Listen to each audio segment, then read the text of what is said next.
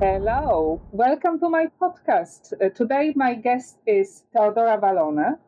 Teodora is a person who I've known for many, many years and is very truly special to me because we've met when Teodora was my candidate, then she was my client, and now we are long-term friends. Welcome, Teodora.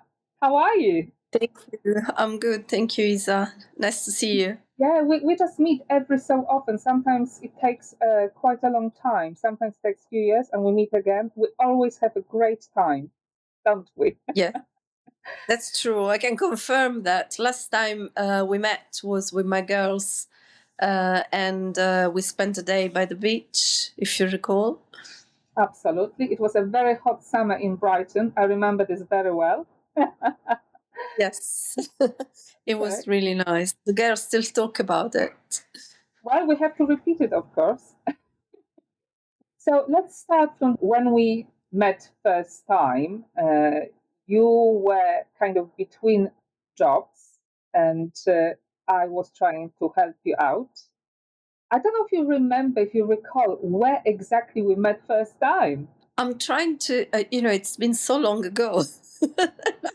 Can't remember exactly because the way you make contact with the headhunter usually is via a phone call or an email for the first time. But this goes back more than 20 years ago, does it? Please don't. It was a long time ago. We met actually at a London Gatwick cafe.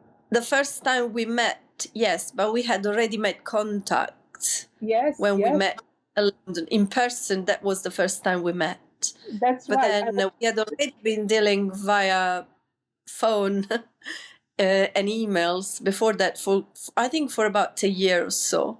Yes.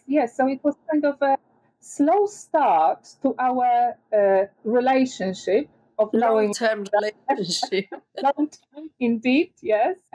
So yes, it was absolutely amazing. I remember because you were traveling somewhere, and I meet with people in very different places, and the airport, the lobby in the airport, summer cafe is one of the common places a headhunters actually meeting. So there we go. I revealed another secret here. And I remember we met, and what I also remember, the kind of first impression you've made on me, I was very, very impressed by the way you presented yourself, the way you were, very confident, very polished Italian lady. And I remember it just clicked immediately when we started to speak. We had a coffee together, and I remember since then we just knew we're going to work together or we're going to meet again. Yes, that's true. This is something that happens quite rarely with people you work with.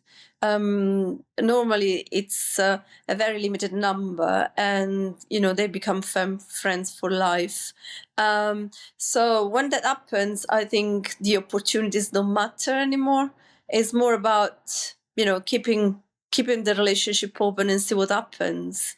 It's not like chasing, those calls. You see, normally people see headhunters as, or agents, really, as agents. So it's like there is a saying that an agent sees another human being as a dollar note. Okay. So yeah, but this was never the case with you, because I felt that beyond the work there was interest in providing the best for me as a candidate for you. So that trust in my abilities as well as respect you showed. That basically I think is not for everyone to have. It's like sometimes people are more interested in the result. If it's a yes, okay, you're in. If it's a no, you're out.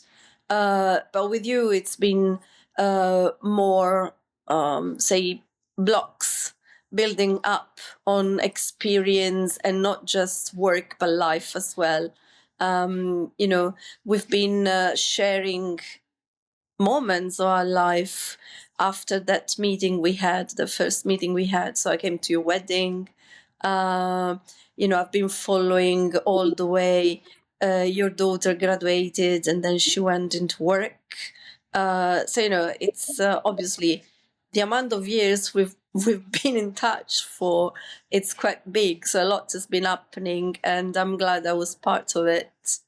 Thank you, Teodora. That's so kind of you. It's really, really lovely to hear those words, especially from you. Thank you. That's great. But going back to our first meeting, I remember that you were so open-minded about different, starting a new chapter in your life, in your professional life. I think it was a time when you decided to relocate to Australia, actually. Do you remember? It was Yes. actually the time. So, let's talk about your professional and also personal journey when you experienced working in Australia. It was like, just not many people would decide to go to another continent just to, start a new life. Please, what do you remember from that time? It's a funny story, because the way I had the opportunity to move to Australia was through going to a wedding in Greece. An ex-colleague was getting married, and then in Australia everybody drives automatic gear with cars with automatic gears, and they weren't able to park their cars because in Greece all the cars have a manual gear. So I was the only one, being Italian, who could actually do it. So I ended up parking cars for everyone. So because I was the only one who could do it.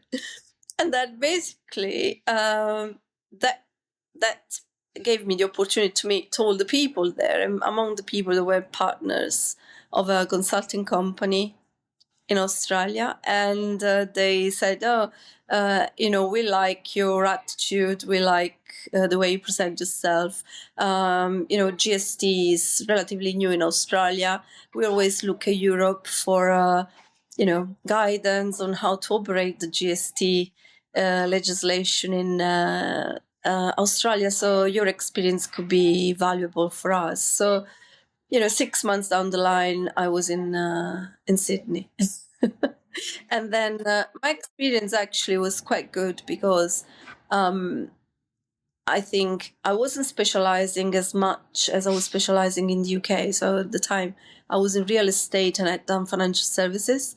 But because of my skills, I ended up working for the government departments for land and insurance, and also I had financial services clients. And I had the opportunity to deal with the tax authorities directly, which in the UK doesn't happen as much. I mean, only if you work in house, you have a direct relationship. But the time I was I was in house. But I think the way you approach the tax authorities is totally different there. It was totally different at the time. I think because the tax was so new, you had to have those open conversations about the reality of the business and how the legislation would actually fit into that reality. And where it wasn't clear enough, then we would always refer to European case law. And we were quite active in connecting with VAT experts. So we would organize meetings with a panel of VAT experts and GST experts. So I had to say my professional life there was quite busy and interesting, and gave me the opportunity to compare two different systems by looking at them in details. And funny enough, what I got out of GST was to understand VAT better, because it's sort of where you change the angle of looking at at the legislation, at the reality, and I think that's where it was a good gym where I became quite commercial as well in my thinking. So I didn't spend really long time there. It was 2 years, but I had the opportunity to do quite a lot in those 2 years. Yeah, I think it was the time where I actually learned to have ownership on matters and be more independent, an independent thinker. So I'm always grateful for that, to the experience I had in Australia. Talking talking about ownership, I also remember one thing which you haven't mentioned.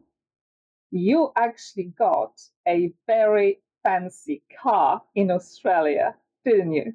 Yes, I was actually I was actually forced to buy it by a colleague and great friend now,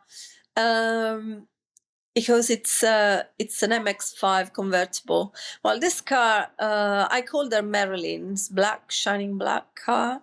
At the time was the new model, the mass designed for this car. So it made it a bit more serious with features really interesting, like the retractable rooftop, which was amazing for me at the time. I experienced this car. I did experience your car because Theodora decided to bring this car from Australia to the UK. Here we go.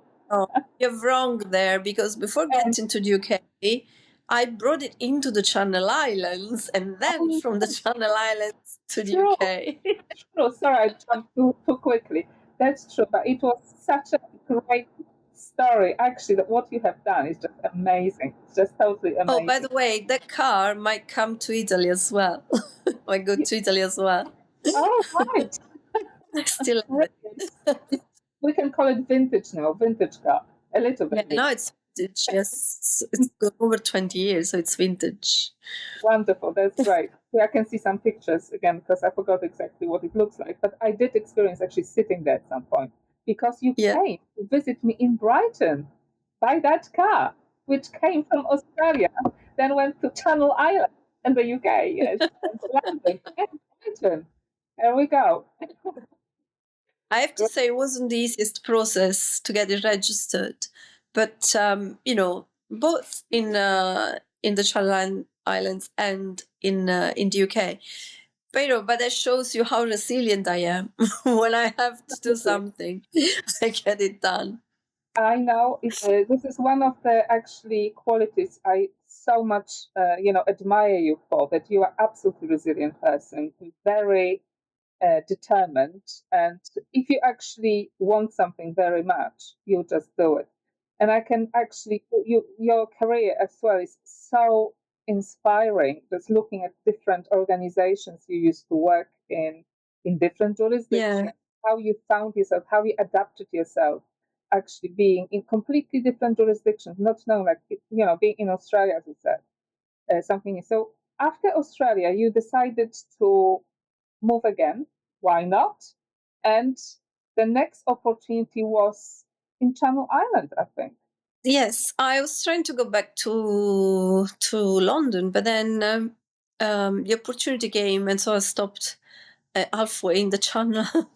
And so I ended up working for another consulting company in the Channel Islands. So I was living in St Helier at the time. There as well, I was greeted at the airport by a colleague who became friends again. And then she's been supporting me all along, because it's a small place, but with a peculiar setup around housing, for example. So she's been truly helpful, and because it's a small community of expats, we got very close. We would just jump on my fantastic car and go for to eat fish somewhere at the weekend, or cross the channel and go to France with the car as well. So it was a fantastic time work wise. GST as well was introduced in the Channel Islands a couple of years earlier when I joined, before I joined. And again, it was a bit of a tough time, because it was around 2008 when the big crash happened, and Jersey basically was the hub for setting up SPVs for property transactions. So at the time, things stopped. So business wasn't quite as usual. And so I specialized in funds, trusts. But then after 2 years, I decided to go back to the UK. Yes. And then you found me a I great role. again, yes, I found you again. I found you as well, and I remember this so well. Let me share why I remember this as well. Because again, Teodora, in my life, when I started my own business, my IBH executive, I got a mandate from one of the clients in the UK to work on a very senior position to run the entire VAT practice. And Theodora, again, was the superstar and she received an offer. So I provide obviously a short list with all the restaurant candidates, but Theodora was the one. And I remember this so clearly because you actually prepared such an amazing presentation for them Oh, that yes. it was impossible for them to say no. You shared this presentation with me prior to that final interview. I remember that. And I was just Yeah. thinking, yes, this woman is just amazing. She will get this job. I am sure about this. So thank you again for being my second. You're welcome. Thank you. Because that was another good place to work where, and again, what really is I can't find the word now, but it's a constant actually in my experience is that I always end up in a place where there is big changes happening somewhere. So at the time, this business was transforming from a VAT, European VAT reclaim services into, consulting, compliance, R&D, and cost procurement services. So, that there have been business decisions being made of cutting on staff a certain level. So it was more, my role was really complete there. I was like making the bad and good weather over the business. So I had a budget. I had about 35 people reporting to me, organizing, visits to clients, providing advisory, keeping relationships with the tax authorities, sorting out queries. I was in charge of I would review contracts with clients. I would do the marketing with the business leads, and then basically it was a 360-degree responsibility of the whole VAT department. There are a few things I achieved which I'm very proud of. Like, we hired someone for compliance. This person was young. He was working in a company, just churning VAT returns, small VAT returns, day in, day out, up to 300 a week. He had masters. He was super educated, and he was quite insecure because he wasn't from the UK, was living on his own. So no, I just fostered him into the role, and just fly. Now he flies. He's quite a big person in VAT, and he works across jurisdictions as well. And he's, used to call me his professional mother. Yeah, and that's really, it's really, really nice when you hear this from someone, and I think that's. My greatest achievement is where throughout my career is where people have learned from me, which I don't think I'm anyone very, everybody has something to teach, and so everybody has something to learn. I don't see myself as a guru or anything like that at all. It's just that when you have the responsibility to meet targets, you want to get the best out of people for yourself, for the company, and then eventually also for the employees, because it's a cascade of benefits if things work out.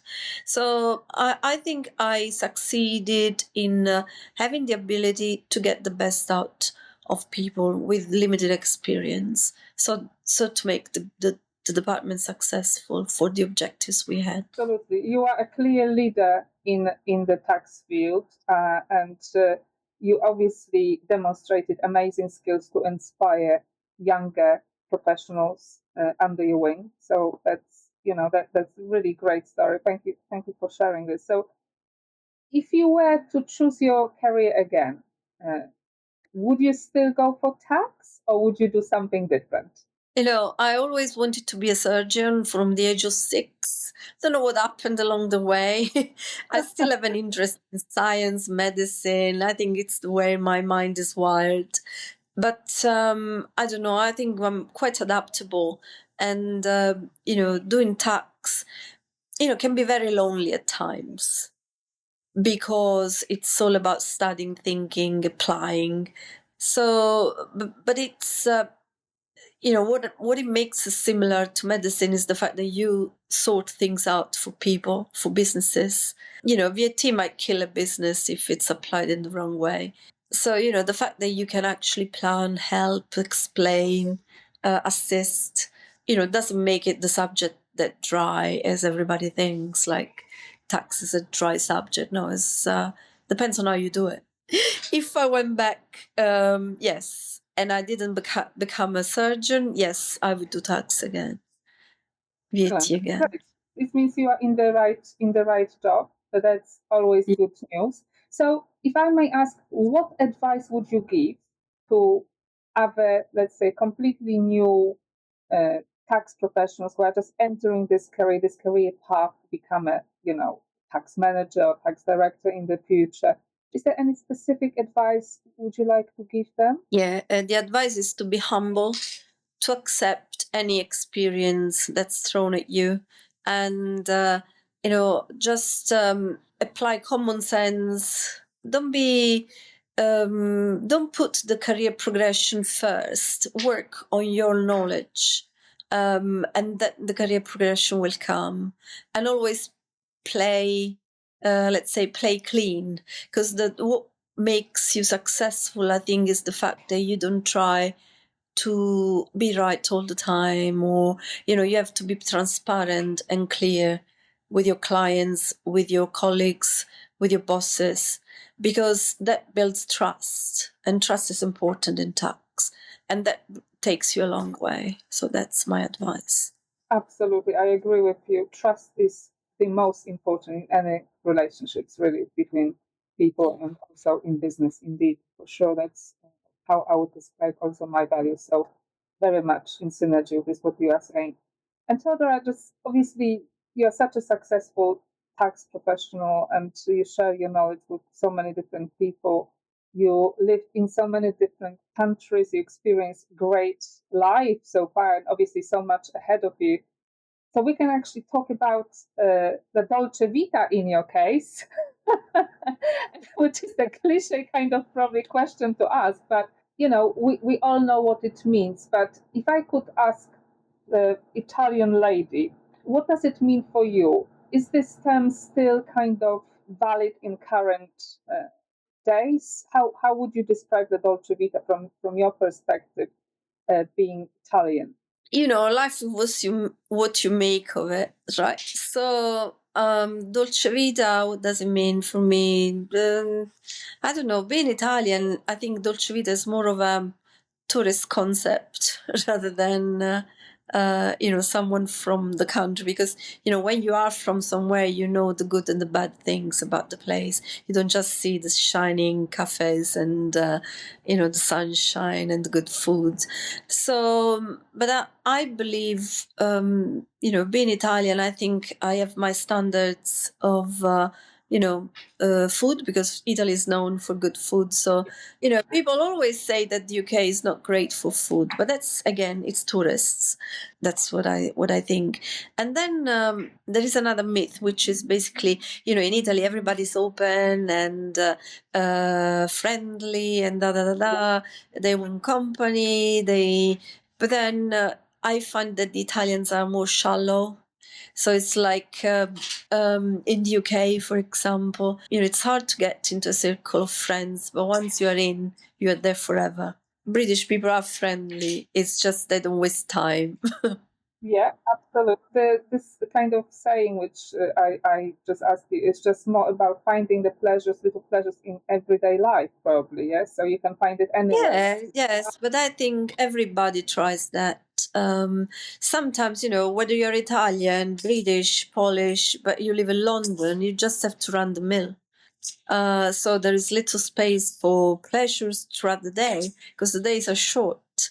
So you make make up for that at the weekend. So, when at the weekend, I can go and visit friends or pop down at the local cafe and meet. Dolce Vita is only down to the fact that there is more sunshine in Italy. People don't work at the same patterns as in the UK or anywhere else. And the fact that we have, longer summers. So that type of climate takes you out more and makes you more sociable.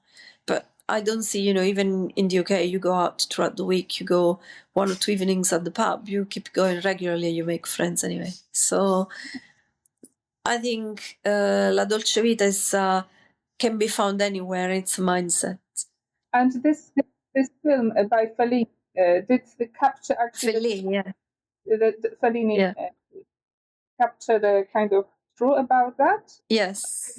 Yes, I think, but that's, again, if you remember Anita Ekberg in the Trevi Fountain with Marcello Mastroianni, Yeah. Anita Ekberg was the tourist and she was doing what a tourist would do, jump in the fountain and, but, I don't see any Italian doing that, to be honest, to be arrested as well. Something we can always do together, because when we get together, Teodora, we sometimes do kind of crazy things. I don't know whether we can reveal our little story, which happened. How we ended up buying. How we ended up buying what? Was what do you call it? A little bureau? No, I think it was like a bar for serving drinks. It was when we met in London, in Portobello area. Yes, And maybe we passed by the window. I'm a little bit And I embarrassed. said, wow, that's nice. I don't know. And then you said, yo, yeah, that's really nice. Okay, let's take it. And all of a sudden, we were wheeling it down the road to my place. And the person actually didn't want to sell it to us. Yeah. He asked, do you really want it? He asked. He said, oh, yes, of course. It was just amazing story, I must say. Amazing. Yeah. One of the best.